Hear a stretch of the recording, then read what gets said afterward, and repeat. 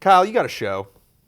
You got many shows. You got the show where you look right into the camera. You have the show where you like talk to the rest of us while looking into the camera. Yeah. You think people would be sick of your opinions by this point? Yeah. Do you think people know what your favorite games of the year are? You think they can just pick them? They're like, okay, let's do it.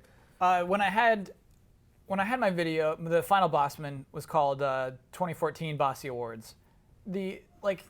I want somebody to think, oh, he's going to do an award show. I wonder what his favorite game is. And there are even like comments are just like, man, I wish he was like take this seriously for once and tell us his favorite. So yeah, I mean, people know. They probably know it's Tropical Freeze. That's my game of the year. I actually just want to point out, I don't want to lift the curtain too much on our process. We actually had a lot of comments. People came in and like we were watching us deliberate. They're like, you should put this on the web. We're like, no. Like we don't. I mean, one reason why is that would take a ton of time to put all those videos together, and it's more time than we have. But a lot of times it was like, okay, what's the popular vote? All right, let's lock that in. And you would just kind of in the corner be like, for the record, I vote for Tropical Freeze. Like, for the record, I vote for Smash Brothers. We're just like, all right. I wanted it to be known. Yeah. But I think that's great. I think you had, I just talked to Mr. Damiani, who clearly has very concise opinions about what he thinks is good or bad in this industry. Yeah. But how did that feel to really be talking about a lot of games that people weren't talking about, to appreciate some games on a level that's something like Tropical Freeze? You think of, what, Donkey Kong Country, really? And it's like, it's not because I'm super biased. It's because this is just, they've taken this model of platformer and they nailed it. There's nothing bad I can say about it. Yeah, it is that. It's I'm aware it's hard to explain. I'm aware that there's not much I can do for anyone who hasn't played it to explain at this point why this is the best game that came out this year. I can just only like express my love for it, and I'm comfortable with that. Do you know what I mean? I'm okay with GameTrailers. You're comfortable expressing your love for Donkey Kong? Yeah. The two of you have a relationship that we might not understand. He's a fantastic character. Speaks 0 words, and still I get more out of him than most any other game that was released this year. Just like the way he'll react to things is just hilarious. I'm laughing out loud at 0 dialogue, but just a gorilla reacting to things in his own world naturally as he would. It's all so good. And great that he can exist in this time and place. Like you think about the original Donkey Kong. It's like the joke. Like isn't that when we always talk about people that are 10, 20, 30 years older than us, and they're just like, well, I don't play video games, but I did play Pong. I remember that Donkey Kong, and it's like you can still remember the Donkey Kong. Donkey Kong's kicking ass. Like Donkey Kong had an action figure that came out this year that works in tandem with some video games they released that's selling like hotcakes. I would call it a figure, but not an action figure. Well, I'm sorry. Is the correct terminology there? You can't call those things action. I guess need action, joints. It's got to move or it's got to have a weapon or something that goes with it. Okay, a figure, a playable figure. He's in kicking butt in Smash Brothers, and he's got Donkey Kong Country. It's a huge year for Donkey Kong. Yeah. This character that by definition is like the benchmark of the beginning of this industry. I think the industry, not games themselves, but like the business of games. I think Rare saved Donkey Kong. In a weird way. They made him the guy who has his fists on the ground. I saw a Lego Donkey Kong, like Mega Bloks. It was some stupid off-brand. But his fists didn't touch the ground, and I'm like, that's wrong. That's not Donkey Kong. Your fists need to touch the ground. It's such an important part of his character. So it's just like Rare did that. Before he was just kind of like, he's got a big oval mouth, little plus signs in the middle.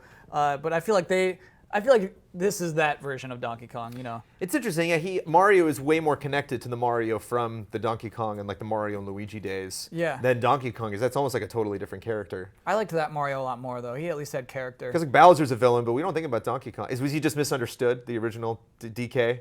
Yeah, when he kidnapped Peach and started chucking barrels, like he just had a bad day? Or Donkey Kong 2, you are Donkey Kong Jr. saving Donkey Kong in a cage. That's right. While Mario's just there.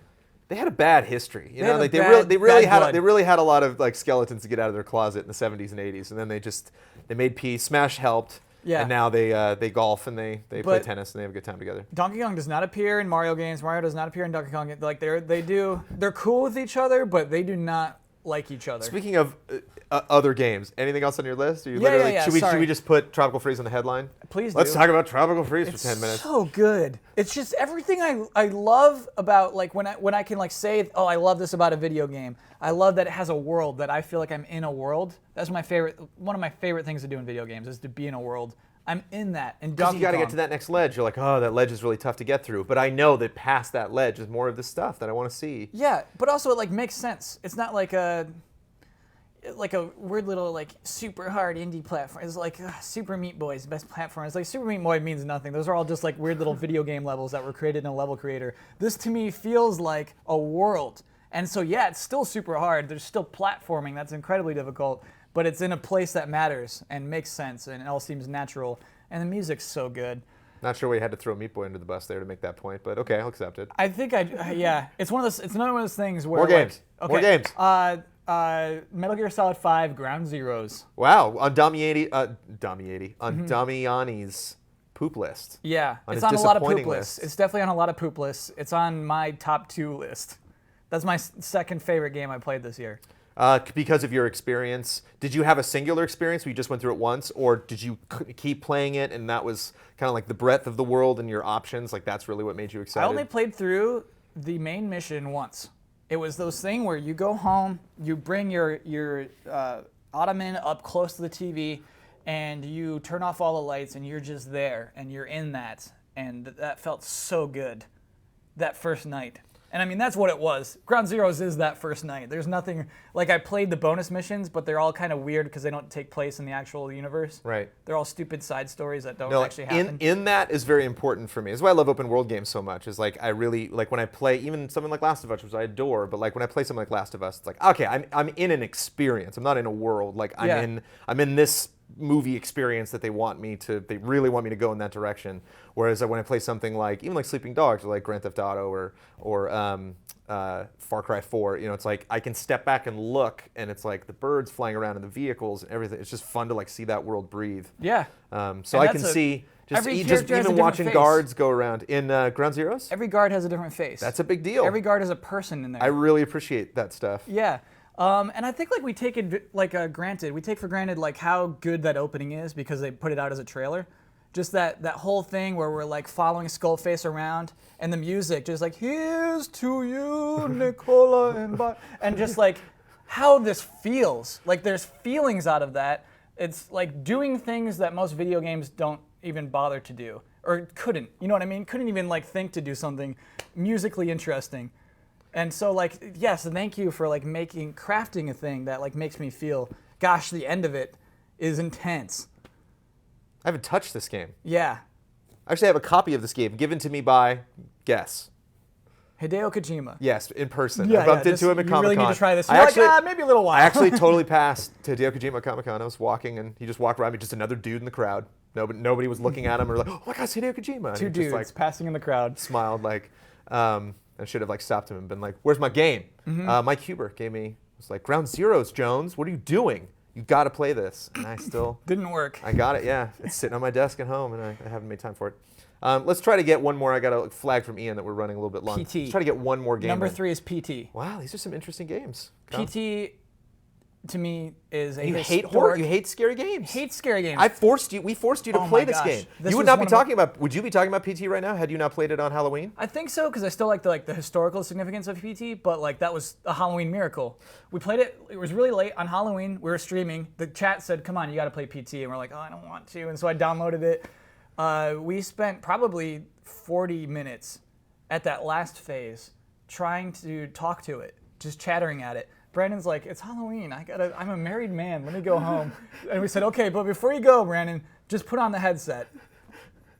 You spoke to it, you said one sentence, I think. No, I said a bunch. I was constantly, because the joke was that it was not an Xbox, and I love the Xbox, and so I was like, I'm waiting for this on Xbox. Phone rings. Lisa. Yeah. Lisa, when is PT coming to the Xbox? And the phone rings. Oh my gosh. You've been chosen, Kyle Bosman. But I mean, then you see a trailer for Silent Hills, a game that was not even hinted at. Nobody knew that was in development. And I love music and the way that the music comes in right under the title. Oh my God, you know. Yeah. Guillermo del Toro was working that, on this. You didn't know that. Who knew that? Nobody. Oh my gosh. No, yeah, and I'm the founder and editor in chief of GameTrailers. So like a playable, crazy trailer announcement that could potentially negate trailers at all. It's like you who make video trailers. Yeah. You know, what are you doing? You're wasting your time. Because we had like interactive trailers. Like Dying Light actually just had a cool interactive trailer that you can mess around with. But this was a hell of an interactive trailer. And it's tough because actually if you guys are watching, I don't know when certain things will come up, but you'll notice PT a lot come up in our awards And every time we were like writing segments or I was reading the name PT out loud, I was like, wow, a lot of people are going to be surprised. PT? PT is a demo, PT? And it's not so much, it's not all about adding up modes, adding up weapons, adding up characters, and figuring out how much time did I put into something. It's looking back at the year, putting every single box art and game name up on a wall, and realizing, like, that was really important to me. Yeah. Like, that thing right there was a huge deal. Like, that was a big thing, whether it was how much that impacted me personally, like how much that made my brain explode thinking about what we could do later in this industry with that model.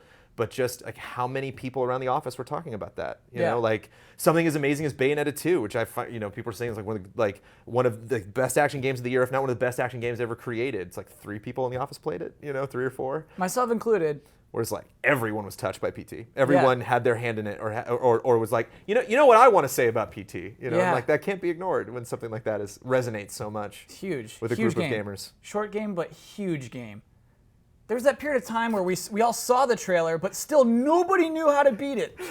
Nobody knew how to get to it for so long. And it's just, no, you just have to talk into the headset. Nobody still knows what to do. 15 minutes, 3 games. Congratulations, Kyle. You were you're the greatest windbag of the GameTrailers employee picks. And you started this in by less saying, time, Daniel Bloodworth and I got through both of our titles. And the way you started this was, Kyle, you have plenty of time in front of the camera. You don't. I'm cutting you off. You heard it here. My New Year resolution: make Kyle shut up more. We're done.